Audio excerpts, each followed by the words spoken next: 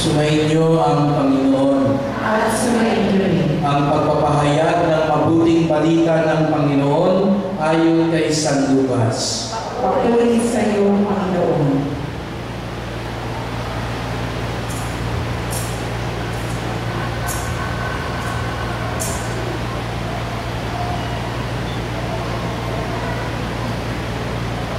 Noong panahong iyon, nagpatuloy si Jesus at ang kanyang mga alagad sa kanilang paglalakbay at pumasok sa isang nayon. Malubos silang tinanggap ng isang babaeng nagngangalang Marta sa tahanan nito. Ang babaeng ito ay may isang kapatid na Maria ang pangalan. Naupo ito sa paanan ng Panginoon at nakinig sa kanyang tinuturo. Alalang-alala si Marta sapagkat kulang ang kanyang katawan sa paghahanda. Kaya lumapit siya kay Jesus at ang wika, Panginoon, sabihin nga po ninyo sa kapatid kong, tulungan naman ako. Ngunit sinagot siya ng Panginoon, Marta, Marta, naliligalig ka at abalang-abala sa maraming bagay. Ngunit isa lamang ang talagang kailangan. Pinili ni Maria ang lalong mabuti at ito'y hindi aalisin sa kanya.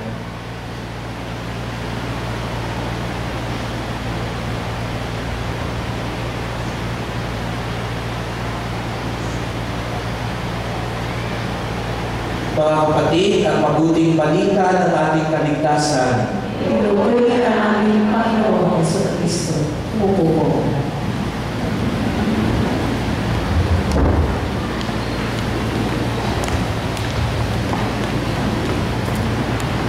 Magandang gabi po sa inyong lahat.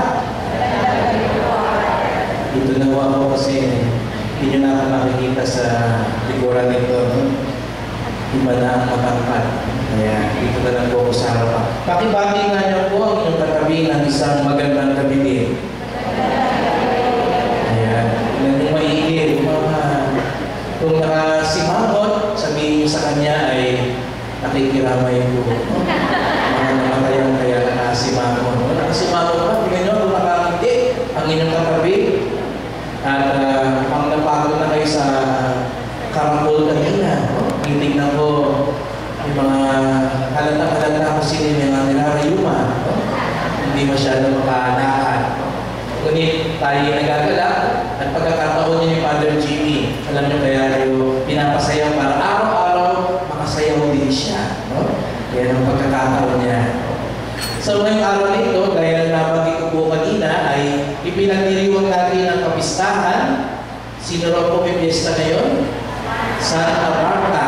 Kaya kanina sinayaw si Santa Marta sa Pateros ay piyesta rin ngayon sapagkat bukod kay San Roque ay si Santa Marta ang kanilang pinakasi. At sa Ebanghelyo natin narinig ngayon ay narinig natin ang tagpo kay Santa Marta. Siya isa sa mga matalik na kaibigan ng Panginoon. Kapag ang Panginoon ay nadadaan sa Betania, ay siya dumalaki sa bahay ni Marta. Sapagkat siguro alam ng Panginoon, masarap magluto si Marta. Maasikaso si Marta. Ngunit, may isang kahinaan si Santa Marta. Siguro, may natin sabihin, siya'y patrona ng sinong mga tao, di ba? May mga patrona ng doktor, patron ng mga abogado.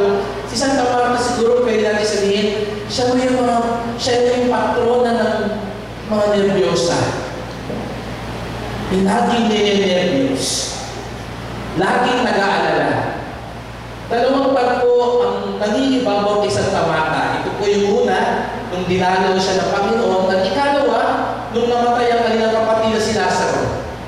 Kung natatandaan niyo yung kwento yun, dumating si Jesus at ito na naman si Marta. Alala, Lord, sana dumating ka na mas maaga. So, si Santa Marta po yung abala sa Panginoon. Pero, sabi nga ng Panginoon, medyo napagalitan niya ng konti si Marta. Sabi niya, tingnan mo si Maria.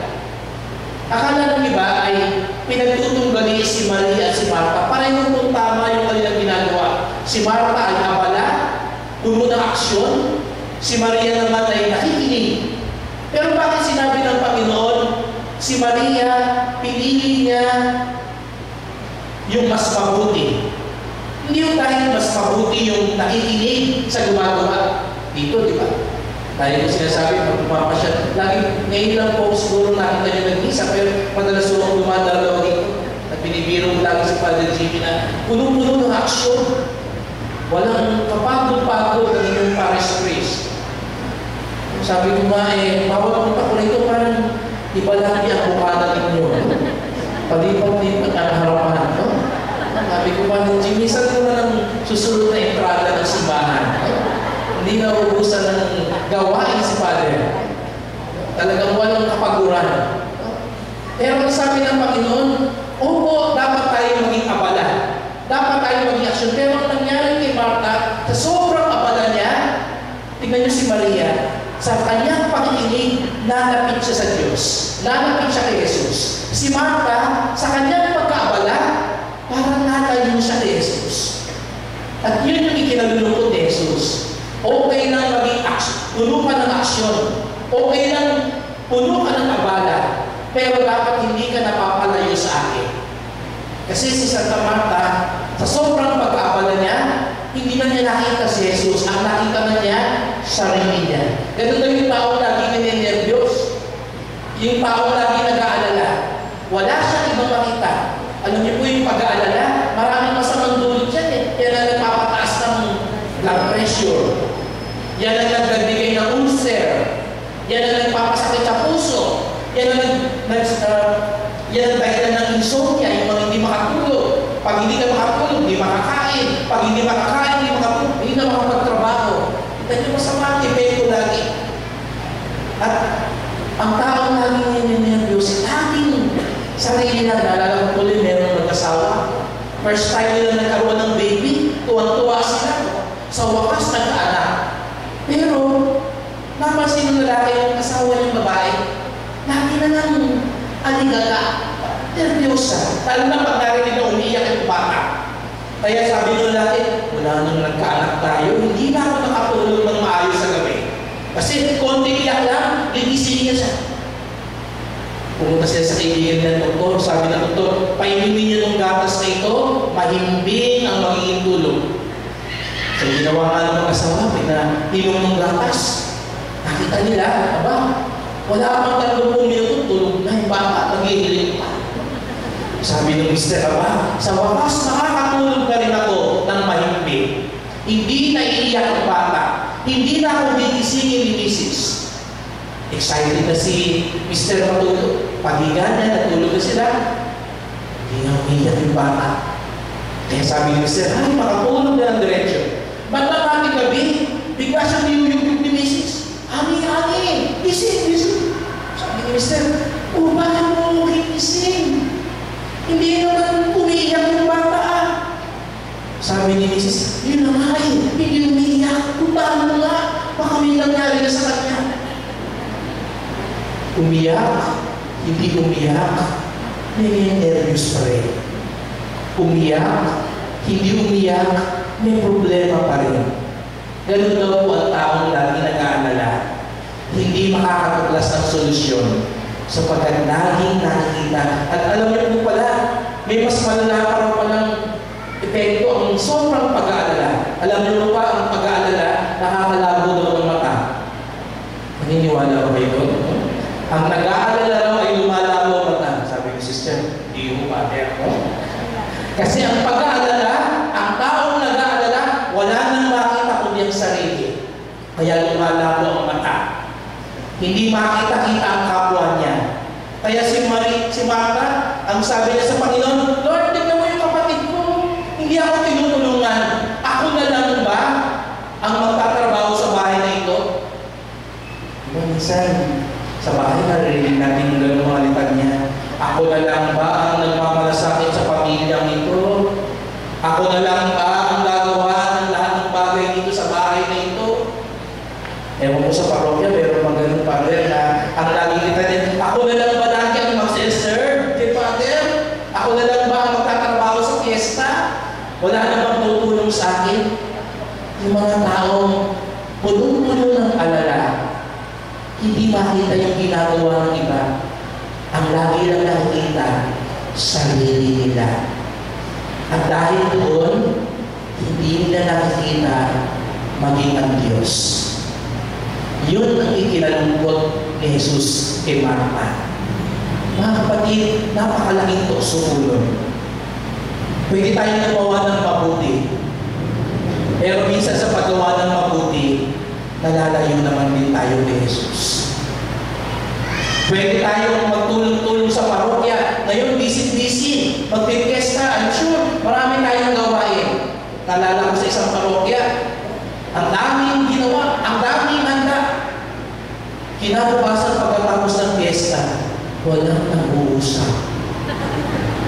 Nagkakabubuhan. Nagkahiringan. Nagkaindihan. Nagkaselosan. Pag ganun po ang nangyari, sasabihin sa atin ng Panginoon, Martha, Martha, pinili Maria ang mas mainam, sapagkat sa kanyang ginagawa, nilapit siya sa Panginoon.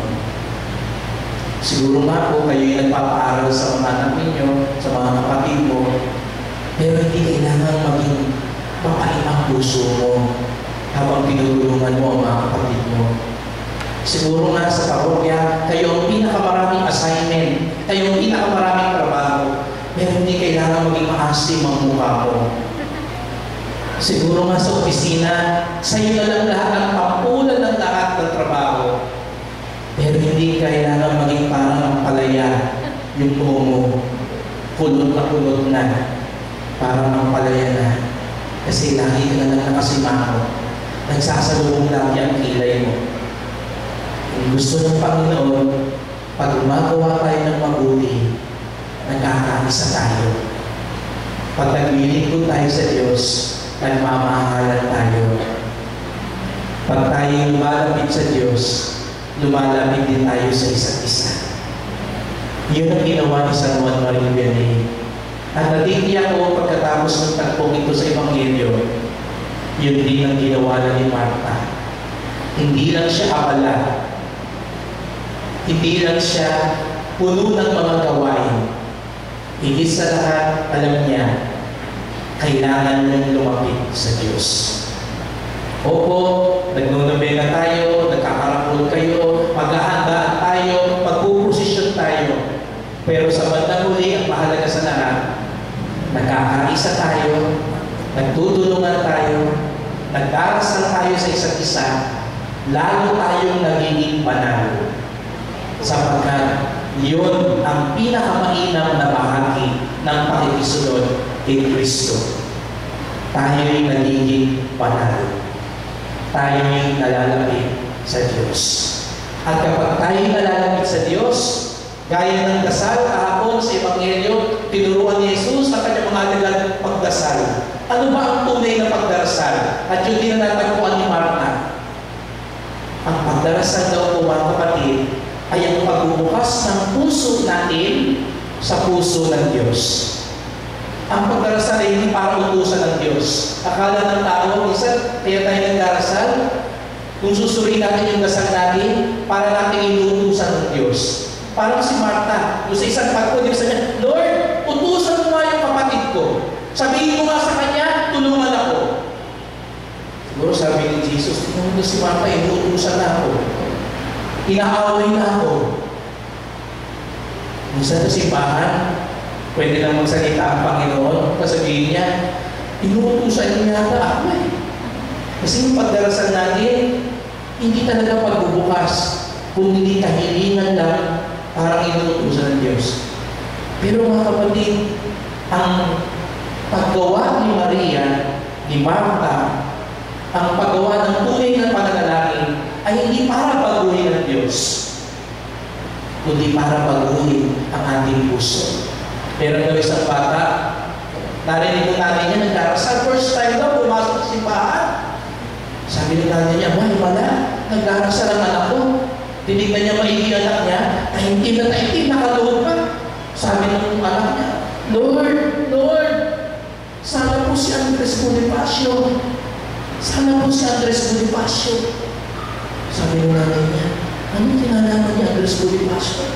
Pagkatapos nung magdasal, nung pauwi na sila, sabi ng nanay niya, anak, bakit dinadasal ko kanina Andres Bonifacio? Bakit ano bang ginawa niya Andres Bonifacio sa iyo? Sabi ng bata, dahil kasi kanina sa eskwela, nag-test kami. Ang tanong ng teacher, sino ang pambansang bayani? Ang sinagot ko, Andres Bonifacio. Kaya dinadasal ko, sana, hindi na si Jose Rizal. Si Andres Bonifacio na lang sana ang pambansang bayani. Ganun po ba ang pagdarasal? Ang tunay na pagdarasal, hindi para baguhin ang isip ng Diyos. Ang tunay na pagdarasal, ang tunay na paglilingkod, ay baguhin ang puso natin. At yun ang natuklasan ni Marta. Kaya nga si Marta, ngayon naintindihan niya, paglapit niya kay Jesus, bubuksan niya ang puso niya. May iintindihan niya. Hindi lahat ng panalangin niya ibinigay ng Diyos. Kaya nga nagtampo siya kay Jesus, di ba? Namatay si Lazaro. Sabi niya, sana inagahan mo yung dating mo. Late ka. Yun ang sinumpan niya kay Jesus ni Santa Marta. Kung inagahan mo, hindi sana namatay si Lazaro.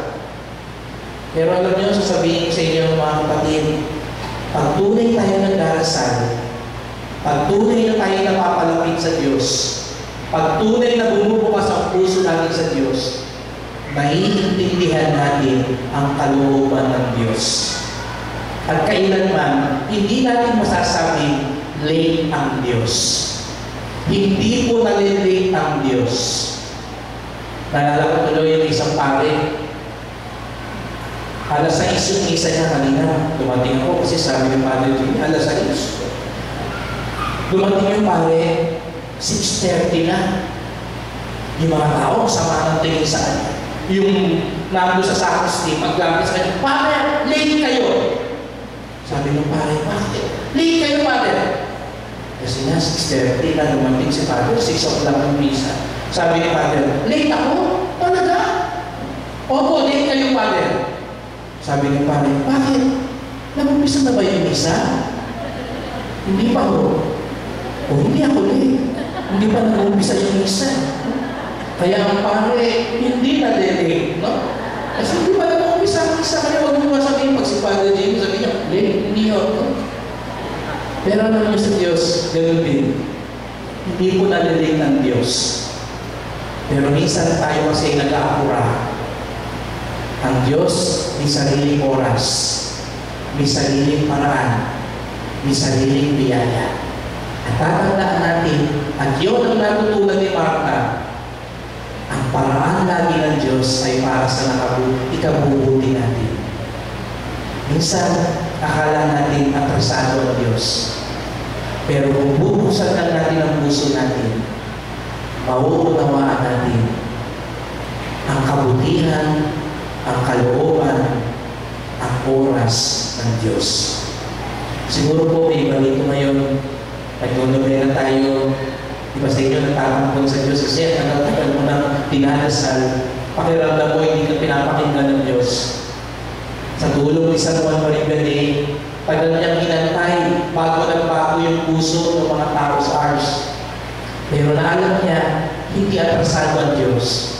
Alam niya, bahagi iyon ng plano ng Diyos. Kaya sa pagpapatuloy ng misang ito po yung inasal natin. Santa Marta, San Juan Maribel, tulungan niyo po kaming maglingkod. Tulungan niyo po kaming magdasal. Tulungan niyo po kaming maging abala sa gawain ng Panginoon. Pero higit sa lahat, tulungan niyo po kaming mapalapit kay Jesus. Tulungan niyo po kaming buksan ang aming puso upang sa dinami-dami ng aming gawain, kami maging banal. Sa dinami-dami ng aming pagdarasal, maintindihan namin ang oras, ang paraan, at higit sa lahat, ang kalooban ng Diyos. Amen.